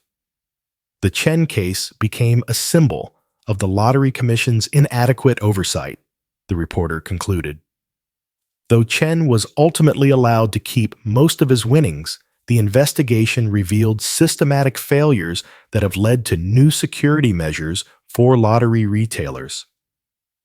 I turned off the TV and looked at Maya through the phone's video screen. 15 years. Justice served, she said. How do you feel about it? It was a complicated question. Part of me felt vindicated. Hassan's conviction proved that there had been real wrongdoing, even if my ticket hadn't been part of it. But mostly, I felt tired thinking about it. The investigation had been resolved years ago, and we'd moved on with our lives. Mostly, I feel grateful that it's really over now, I said, and maybe a little sad for Hassan's family. 15 years is a long time. You're a better person than I am. I'm just glad they finally got him. After hanging up with Maya, I found Rebecca in the garden behind our house working on the vegetable plot we'd planted when Emma was a toddler. She was wearing old jeans and a sun hat, her hands dirty from transplanting seedlings, looking entirely content with the simple task. Hassan got 15 years, I told her. She sat back on her heels and pushed her hat back from her forehead. Good. Maybe that will deter other people from trying the same thing. The reporter called us victims of his scheme. Were we? I considered the question. I don't feel like victims. We came out ahead even after the investigation and settlement. We got a good life out of it. Better than good, Rebecca said, gesturing toward the house where Emma was visible through the window, setting up an elaborate tea party for her stuffed animals. We got the life we were meant to have. It was true. Looking back over the past 10 years, it was hard to imagine any other path that would have led us to this place. The lottery win had been the catalyst, but everything that followed the reconciliation, the investigation, Emma's birth, the foundation's work felt inevitable in retrospect, as if we'd been moving toward this life all along. Do you think we should tell Emma about the news? Rebecca asked. Eventually, but maybe not today. Let her finish being 7 before we start explaining the complexities of federal fraud cases. Fair enough. Though she's going to hear about it at school, her teacher will probably see the news. Emma's teacher. Mrs. Rodriguez was a thoughtful woman who'd been helpful in the past when other children had asked Emma questions about our family. She'd grown up in the area and remembered when the lottery story had been front-page news, but she'd always been discreet about it. That afternoon, when I picked Emma up from school, Mrs. Rodriguez asked if she could speak with me privately. "I saw the news about the convenience store owner," she said. "A few of the children mentioned it, and Emma seemed confused. I thought you should know that she might come home with questions." "What kind of questions?" "Mostly about whether her family was involved in something bad. One of the other children said his father told him that lottery winners were probably criminals." I sighed. This was exactly what Rebecca and I had been trying to avoid Emma feeling ashamed or defensive about our family's story because other people didn't understand it. "I'll talk to her tonight. Thank you for letting me know." On the drive home, Emma was quieter than usual. She normally chattered about her day, sharing stories about her friends and her classes, but today she just stared out the window at the passing landscape. "How was school today, kiddo?" I asked. "Fine." "I see." "Just fine. Nothing exciting happened." "Daddy, are we criminals?" I nearly swerved into the other lane. "What, Emma, no. Why would you think that?" "Jason Miller said his dad said that people who win the lottery are probably criminals. And Mrs. Rodriguez said there was a criminal who sold lottery tickets. And I know you bought a lottery ticket, so—" The 7-year-old logic was flawless, even if the premise was wrong. I pulled into a parking lot and turned to face her. "Emma, listen to me very carefully. We are not criminals. I bought a lottery ticket the same way lots of people buy lottery tickets. I gave the store owner $1. He gave me a ticket, and it turned out to be a winner. That's all. But the criminal was the store owner, not the people who bought tickets from him. He was stealing money, but not from us. We were just customers at his store." Emma processed this information with the same serious expression she'd worn when asking about money and happiness. "So, we didn't do anything wrong. We didn't do anything wrong. And Jason Miller's dad is wrong." "Jason Miller's dad doesn't know our family or our story. Sometimes people say things that aren't true because they don't have all the information." "Can I tell Jason Miller his dad is wrong?" I laughed, despite the seriousness of the conversation. "Maybe it's better if you just ignore what Jason Miller says and focus on your own family. You know we love you and take care of you and try to do good things for other people, right?" "Right." "Then that's all that matters." That evening, Rebecca and I had the more detailed conversation with Emma that we'd been preparing for. We told her about the lottery win, about the investigation, about how sometimes life gives you unexpected challenges, but that families work together to solve them. "Were you scared when the government people wanted to take the money back?" Emma asked. "Yes," Rebecca said. "We were scared, but we knew that whatever happened, we'd still have each other. And that was the most important thing." "And you still have lots of money." "We have enough money," I said. "Enough to take care of our family, enough to help other people, enough to make sure you can go to college and pursue your dreams." "What if I don't want to go to college?" "Then we'll have enough money to support whatever you do want to do, as long as it's something that makes you happy and helps make the world a little bit better." Emma seemed satisfied with this answer. She'd always been a practical child, more interested in immediate concerns than abstract future planning. "Can I tell my friends that we're not criminals?" "You can tell your friends that your family works hard, helps other people, and loves each other very much," Rebecca said.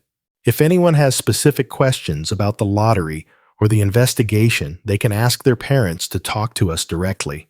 "Okay. And Daddy?" "Yes. I think Jason Miller's dad might be jealous." "Why do you think that?"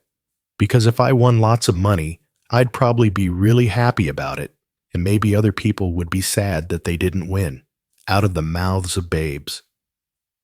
Emma had identified the core issue more clearly than most adults ever managed, that other people's reactions to our good fortune often had more to do with their own feelings than with anything we'd actually done. "You might be right about that," I said. "What do you think we should do when people are jealous? Be nice to them anyway." "That's exactly right." The Foundation's legacy. By the time Emma was 8, the Marcus Chen Financial Literacy Foundation had been operating for over a decade and had helped thousands of people improve their understanding of money management. What had started as a way to give back had evolved into a sophisticated organization that tackled financial education from multiple angles. We ran workshops for high school students, provided counseling for families facing foreclosure, and partnered with community colleges to offer certification programs in financial planning. But the program I was most proud of was our Second Chance initiative, which helped people who'd experienced financial catastrophe, bankruptcy, job loss, medical debt, rebuild their lives. It's funny. I told Rebecca one evening as we reviewed the Foundation's annual report, I never would have understood how to help these people if I hadn't been broke myself. The year I spent working retail and living in that studio apartment was probably the most valuable education I ever received. Do you think that's why it happened? Some kind of cosmic preparation for this work? I don't know about cosmic, but I do think everything is connected somehow. The divorce taught me about resilience. The poverty taught me about dignity and resourcefulness. The lottery win taught me about responsibility. The investigation taught me about uncertainty and trust. Emma's birth taught me about what really matters. Very philosophical for someone who used to write code for a living. Former code writer, current professional philosopher with a specialty in money and human nature. The Foundation's work had brought us into contact with hundreds of families over the years, each with their own story of financial struggle and recovery. Some were victims of predatory lending. Others had been derailed by medical emergencies or job losses. A few were people who'd made poor decisions and were trying to learn from their mistakes. What struck me repeatedly was how similar their stories were to my own, just without the lottery ticket at the end. They'd all experienced some version of the fear, uncertainty, and humiliation that came with financial insecurity. They'd all had to rebuild their sense of self-worth after losing the external markers of success. "I want to start a new program," I told Rebecca during one of our evening walks. Emma was riding her bike ahead of us, practicing the independence that came with being 8 years old, but still calling back to us every few minutes to make sure we were watching her progress. What kind of program? Something for couples. Financial stress destroys relationships, and relationship stress makes financial problems worse. I want to create workshops that address both issues together. It was an idea that had been percolating for months as I'd worked with families who were struggling, not just with money, but with the interpersonal dynamics that money problems created. Marriages fell apart under financial pressure. Parents became distant from their children, and the shame of economic failure often led to isolation that made recovery even harder. Drawing on our own experience. Not the lottery part, obviously, but the part about how money problems can reveal underlying relationship issues and how addressing both together is more effective than trying to fix them separately. Rebecca was quiet for a moment, and I could almost see her thinking through the implications. Our story was unusual because of the lottery win, but the relationship dynamics we'd navigated were common. Fear betrayal, pride, forgiveness, rebuilding trust. These were universal human experiences that happened to have played out against the backdrop of sudden wealth and loss. "I think it's a good idea," she said finally, "but are you prepared for people to want to hear about our story?" "I think it's time we were more open about it. Emma's old enough to understand, and keeping it private hasn't really protected her from curiosity and speculation. Plus, our story might actually help people, not the money part, but the part about how relationships can survive almost anything if both people are willing to do the work." That night, after Emma was asleep, Rebecca and I stayed up late outlining what a couple's financial workshop might look like. We'd bring in professional counselors and financial advisors, but we'd also share our own experience, the mistakes we'd made, the lessons we'd learned, the tools we'd developed for communicating about money and trust. "We'd have to be really honest," Rebecca said, "about the affair, about the divorce, about how close we came to losing everything." "Are you ready for that level of exposure?" "I think so. I spent so many years being ashamed of what I'd done to us. Maybe it's time to turn that shame into something useful." The first pilot workshop was held 6 months later in a community center in Albany. We'd advertised it as Money, Marriage, and Second Chances, and we'd expected maybe a dozen couples to show up. Instead, we had a waiting list. The participants were diverse young couples struggling with student debt, middle-aged pairs dealing with unemployment, or medical bills, older couples trying to recover from investment losses or failed businesses. What they had in common was the recognition that their financial problems were interconnected with their relationship problems. Rebecca and I took turns sharing parts of our story, focusing on the communication breakdowns that had contributed to our divorce and the new patterns we'd developed during our reconciliation. We talked about how fear could drive people to make destructive choices, how shame could prevent honest conversation, and how rebuilding trust required both transparency and patience. The hardest part, Rebecca told the group during one session, was learning to be vulnerable without being self-destructive.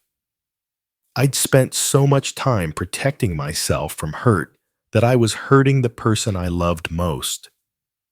And for me," I added, "the hardest part was learning to set boundaries without building walls. I wanted to trust Rebecca again, but I also needed to protect myself from being hurt the same way twice." The response was overwhelming. Couples stayed after the official sessions to continue conversations, exchanged contact information, and asked when we'd be offering the workshop again. Several participants told us that our story had given them hope that their own relationships could survive their current difficulties. "I think we're on to something," Rebecca said as we drove home after the final session of our pilot program. "Something bigger than we expected. Something more important than we expected. Emma's understanding." By the time Emma turned 9, she had developed her own understanding of our family's story that was both sophisticated and refreshingly uncomplicated.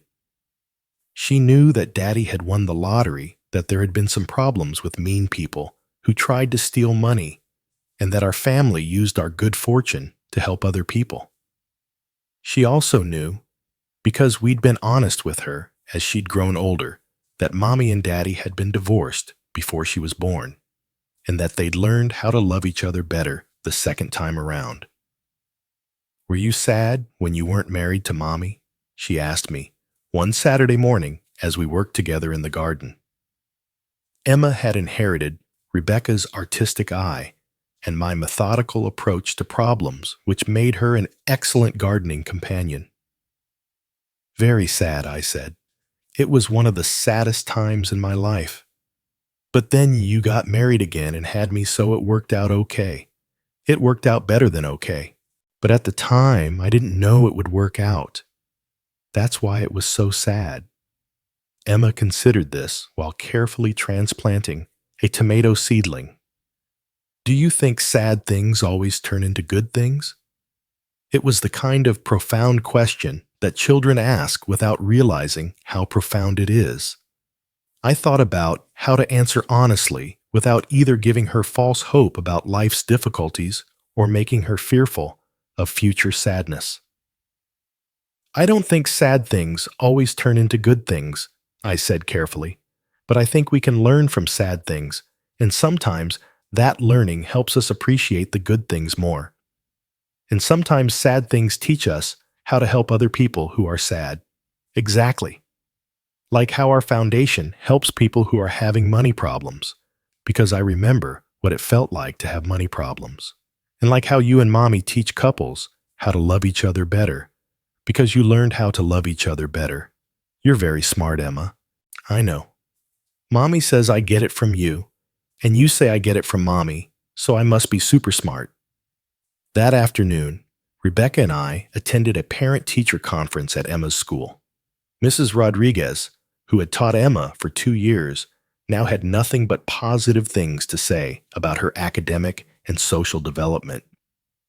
She's a natural leader, Mrs. Rodriguez said. The other children look up to her, and she's very good at including kids who might otherwise be left out. Is she having any social problems? Rebecca asked. We know that some of the parents talk about our family, and we want to make sure that's not affecting her. Quite the opposite, actually. Emma seems very comfortable with who she is and where she comes from. When other children ask questions about your family, she answers them matter-of-factly and then changes the subject. She doesn't seem embarrassed or defensive about it. This was a relief. We'd worried that the attention our family sometimes attracted would make Emma feel different or isolated from her peers. Has she talked about what she wants to do when she grows up? I asked. Mrs. Rodriguez smiled. She says she wants to take pictures like her mother and help people like her father. When I asked her to be more specific, she said she wants to take pictures of people helping each other so that everyone can see how good it looks. That evening, Emma asked if she could stay up late to help Rebecca edit photos from a recent wedding. This had become one of their favorite shared activities. Emma would sit beside Rebecca at the computer, offering suggestions about which photos were the most beautiful and why. This one, Emma said, pointing to a picture of the bride's grandmother wiping away a tear during the ceremony. This one shows love. What do you see that shows love? Rebecca asked. The grandmother is crying, but it's happy crying. And look at her hands. She's holding them like she's holding a prayer. People only do that when something is really important to them. Rebecca zoomed in on the image, and Emma was right. The grandmother's hands were clasped in a gesture that was both prayerful and protective, as if she was trying to hold on to the moment forever. You have a good eye, Rebecca said. Do you think you might want to be a photographer when you grow up? Maybe. Or maybe I'll do something different, but still help people see beautiful things. What kind of beautiful things? Like how families can be happy, even when they've been sad. Like how people can help each other, even when they don't have very much money. Like how love looks different for different people. But it's always love. I was listening from the doorway, struck by Emma's intuitive understanding of the themes that had shaped our family's story. She was too young to fully comprehend the complexities of what we'd been through. But she'd absorbed the essential lessons that people could change, that love could survive hardship, and that sharing good fortune with others multiplied rather than diminished it. You know what I think, I said, joining them at Rebecca's desk. What? Emma asked. I think you're going to do something amazing with your life, whatever you choose to do. Why? Because you understand what really matters. A lot of adults never figure that out. Emma beamed at the compliment, then turned back to the computer screen. Can we look at more pictures? I want to see more love.